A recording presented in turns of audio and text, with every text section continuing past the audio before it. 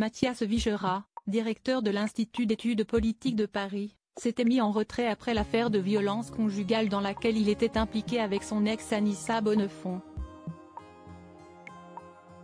Mais le Parisien vient d'apprendre qu'il reprendra bientôt ses fonctions.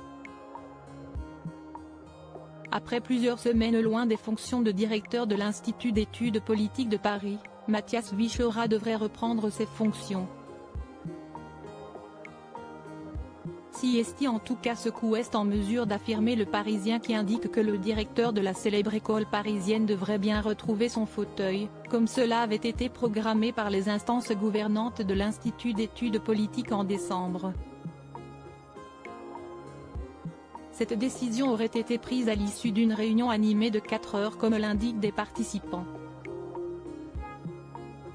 Une première réunion avait eu lieu le 12 janvier, de manière informelle. Mathias Vichera attendait le feu vert des instances dirigeantes de l'école pour retrouver son poste, raconte Le Quotidien. Son sort dépendait de la commission, instituée le mois dernier, qui rassemble les bureaux des différents conseils de Sciences Po, conseil d'administration, de l'Institut, de la vie étudiante et de la formation scientifique. Cette nouvelle ne devrait pas ravir certains élèves. Des syndicats étudiants avaient à l'époque élevé leur voix, indiquant ne pas vouloir que Mathias Vichera reprenne ses fonctions. L'UNEF, Solidaire ou encore l'Union étudiante, écœurée par les crises à répétition qui minent Sciences Po et ses dirigeants depuis quelques années maintenant, demandait la démission du directeur, rappelle encore Le Parisien.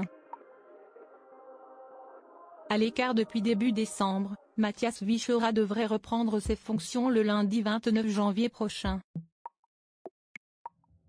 Pour rappel, il avait été placé en garde à vue le 3 décembre dernier, et levé le 4 décembre, dans le cadre d'une affaire de violence conjugale impliquant également son ex-compagne Anissa Bonnefond.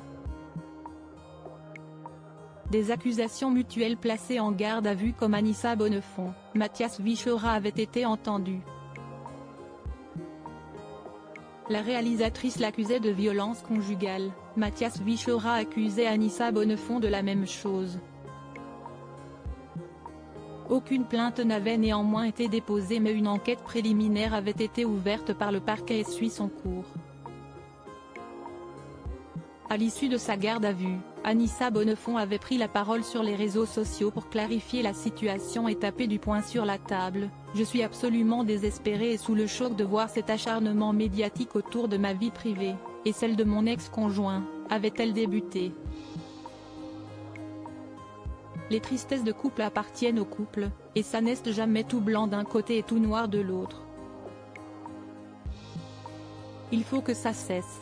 Mathias Vichera reste présumé innocent des faits qui lui sont reprochés jusqu'à la clôture de l'enquête.